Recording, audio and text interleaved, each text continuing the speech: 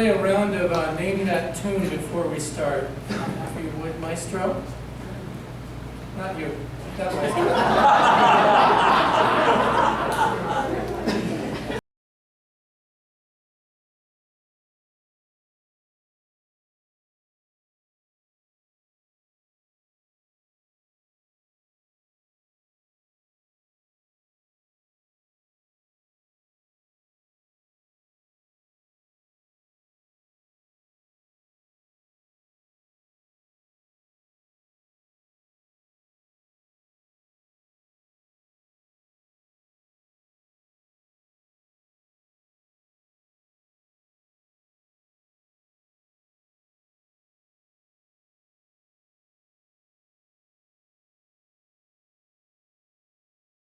For you, anyone know who wrote it or who performed it?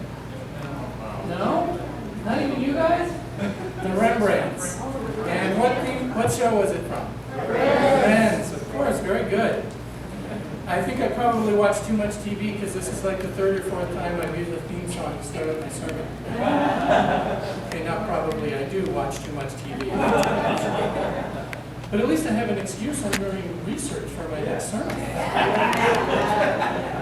My next sermon apparently is going to have something to do with Fear of the Walking Dead because I've been... So that TV show, Friends, was just about that, a group of friends. And I think one of the reasons the show is all so popular is that we all wanted to have their lives because it seemed like all they did was hang out at a coffee shop or in their apartments. We never saw them work. They never had to mow a lawn. They never had to fix a toilet in the middle of the night. And they were also endearing characters. They were also endearing. We saw ourselves in a lot of them. There was Ross and his sister Monica, and Rachel, Joey, Chandler, and of course Phoebe. Who could forget Phoebe, the ditzy one who fancied herself as a musician, and she gave the world that wonderful hit, Smelly Cat. Smelly Cat. But I digress.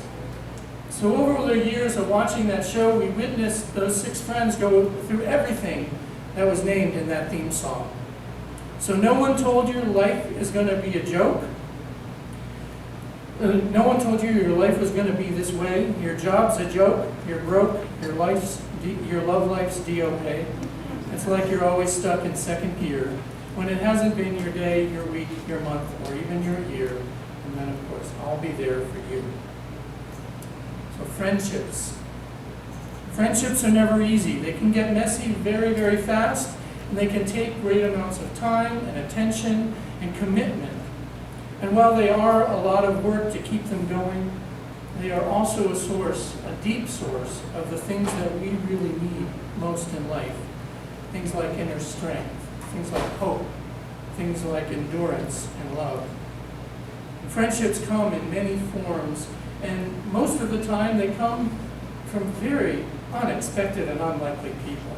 I know in my life, when I look at my group of friends that I've made since living here in New Mexico, I would never in a million years have put this group together, but somehow we did.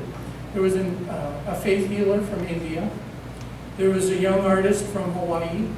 There's two gay veterans that served in Afghanistan that I married on the top of Sandia Mountain. And there's a straight guy who's into guns and curses like you wouldn't believe, and his girlfriend. And yet, here we are, this little group of friends. But perhaps the oddest friendship is the one that Jesus names in our gospel reading when he says, I have called you friends. You did not choose me, but I chose you. And just think of that for a moment. We were just saying, God of wonders, beyond our knowing, beyond the universe. That God, it's the fullness of that God is in Jesus, and Jesus calls us, you, me, friend. And in doing that, he gives us something that can not only guide and sustain and enrich our own lives, but it can also make the world a better place when we put it into practice. So I selected this passage today, which comes from the Gospel of John, the Divine Gospel, the Gospel that shows us the divinity of Jesus more than the other three Gospels. We see miracles in John, and we're given this deep insight into the relationship between God and the God-parent. And this reading, it takes place in the upper room, just before Jesus is arrested, tried, and crucified. Now, a few chapters earlier, Jesus raised Lazarus from the dead, and the crowd that witnessed that miracle will then later on be with him as he travels into Jerusalem, cheering him on. And then he washes the feet of the disciples, and he tells them to do the same thing for others. And then he talks about how one of his friends will one day deny him, and one of his friends will betray him. And he tells us there's many rooms in God's house, and I'm going to prepare a place for you. And he gives us a promise that the Spirit of truth will always be with us. And then he repeats a simple commandment. This commandment, that you love one another as I have loved you. Now, since this is like the umpteenth time he has said this in one way or another, it might be a good idea for us to once in a while make sure that we're doing that, because it seems to be kind of important to them. It seems to kind of be the essence of what he said and did. So, are we loving one another as he loved us? I think it's safe to say that all of us here have tried, and I think we all want to, and I think we also know that there's always room for improvement. But how do we do that? How do we get better at loving ourselves and loving this world back into wholeness? And in this short passage, Jesus gives us an answer, not the answer, but an answer. However, on first reading, it's not a very attractive answer. It's kind of hard. He says, the greatest kind of love is this: to lay down your life for your friends. Lay down your life for your friends. Now, I like my odd assortment of friends. I even love them. But I don't know if laying down my life is on the list of something I do for them. I have my doubts. And there are limits to things that we will do for other people. There are limits to the things that we'll do for friends. And that's healthy and good. It's called boundaries. And we need them. Now, sometimes when you offer to help a friend, it's a really good idea. You know what you're getting yourself into before you really help them out, especially when it comes to moving. A lesson I learned the hard way when, a long time ago, several years ago, I had another group of friends that was living in Florida, and one of their circles said he had to move. He'd been living with his mother, and she died, and he had to move. And I don't have that much. It won't take long. Don't ever believe somebody when they say that. I mean, that really means they're a hoarder, and there's 50 years of junk piled up to the ceiling of the garage, and their furniture is that huge bulky stuff popular from the 70s, including the waterbed. So that's what me and my friends found out when we arrived that morning to help Charlie move. And it was grueling. We took 3 trips, and he had boxes that were old and dusty and roaches, and by the end of the day, we were just throwing stuff in the storage room. And you can sort it out later, it's not our problem. So know what you're getting yourself into. And from that day on, I swore I'd never put my friends through that. Instead, I urged them to give me money so I can hire them, and they can just come and watch big burly guys lift things. It's worked so far. So there is a broad spectrum of things that we do for our friends. And being intentional about our choices shows what's in our heart more than anything else. Now, this Gospel of John was written about 100 years after the time of Jesus. And so there was a lot of time to reflect on his life and his death. And it was also written at a time when this new religion was facing intense persecutions from Rome and others. And people were literally giving up their lives for what they believed in, and giving up their lives for their friends and for the members of their community so that they would not have the same fate. This is the time of many martyrs.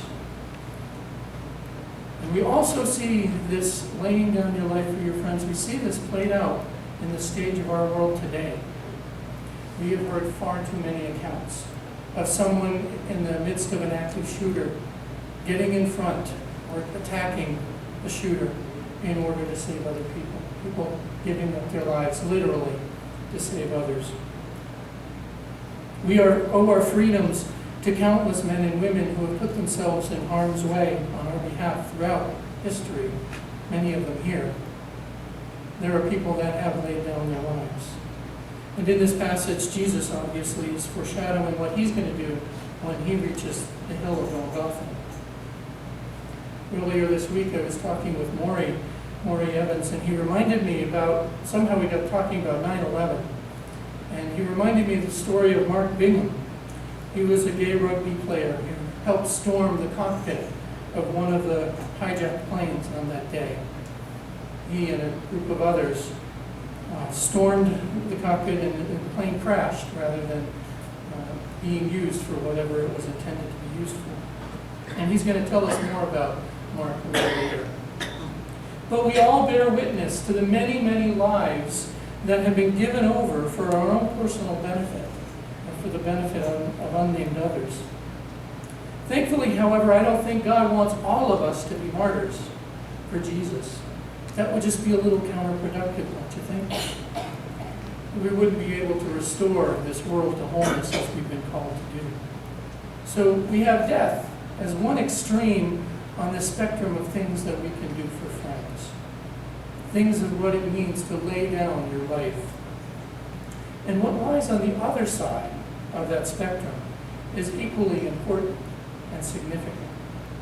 So when you lay down something, it means you release it, you let it go. When you lay down a burden, you put it down and you walk away from it, and it's then free for somebody else to pick up and to use. So this laying down your life can mean giving up a part of yourself, giving up a part of your life, giving a part of yourself away for the benefit of somebody else. It's selflessness rather than selfishness. It's putting somebody else first instead of yourself. And this can mean anything. We are righteous people here. We understand what it means to be kind. We understand what the golden rule is. Do unto others as you would have them do unto you. So we know what this means. It's acts of kindness.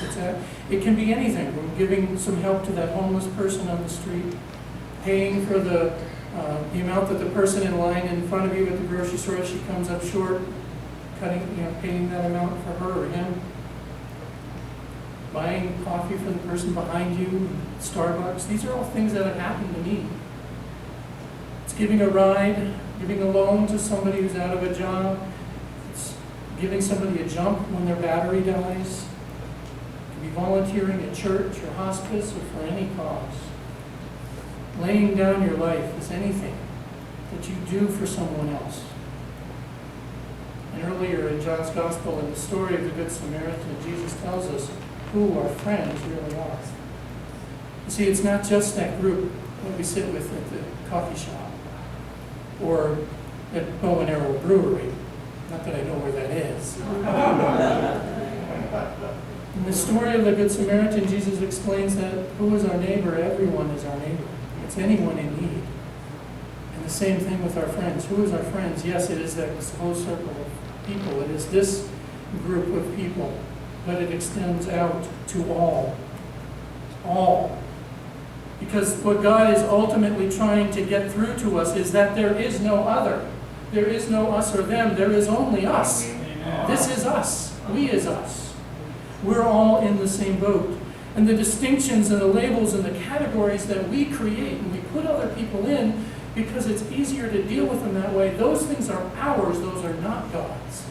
The commandment is that you might love one another. Not that you might love certain people. Not that you might love certain ones that you think worthy of it.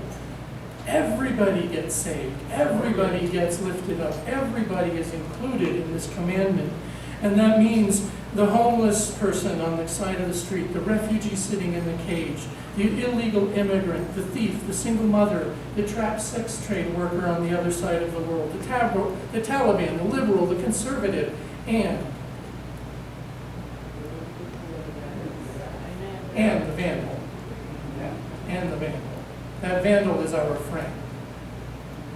He or she may not know that, but we do. And as Pastor Judy has said, forgiveness is ready and there, and love is ready and there. We are willing to help whatever that person needs. That's what this is about. Putting the other first. and meeting and loving them and meeting their needs. So these big examples, when we hear of the heroic act of somebody taking a bullet for another person, it's so easy to hear that story on the news because we hear it too many times and to say, oh, isn't that nice that that person did something really good. Now, where are my glasses? We can hear it and just move on from it. Instead, these big examples should challenge us. They should shake us to our core. They should shake us out of our complacency. They should fill us with awe and love and move us to action. We should look at those big examples and know that we don't have to take a bullet, but if the opportunity comes, we might be able to, because we've gotten so good at laying down our life in the small ways that when the big way comes, we're ready for it. So in the meantime, which is where we live every day, that's what we can practice doing. Laying down our life in small ways. And the better we get at it, the better our world becomes. So I want to leave you with one of those big extreme examples. I want to take you to that jet that was flying over Pennsylvania on 9/11, filled with people. You're there, you're going somewhere, connecting flight, who knows? And something very, very horrible happens. Mark Bingham.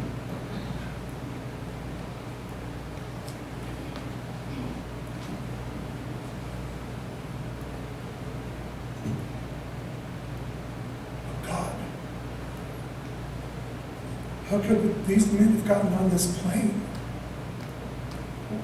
Why would they want to take over this plane? There are many people on here. What do they want? This can't be happening. I can't let this happen. I've got to do something. I can't sit idly by and let these men take over. It sounds like they've already caused harm to the pilots. What else will they do? Who else will they hurt? What else are they capable of? With these other men here on board, maybe we can take this plane back.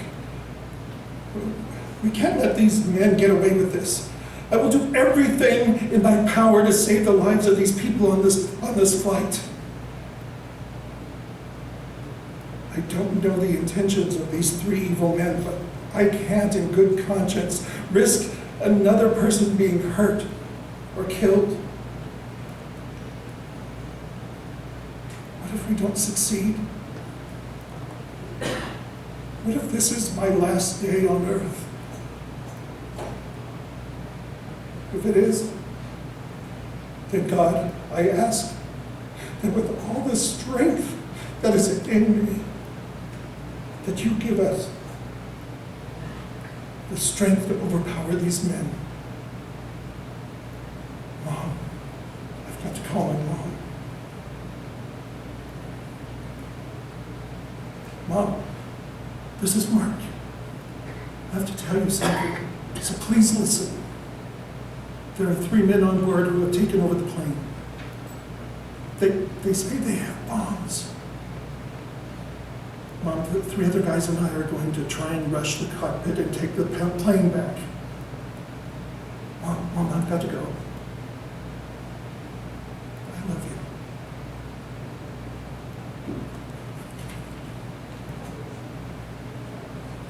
you.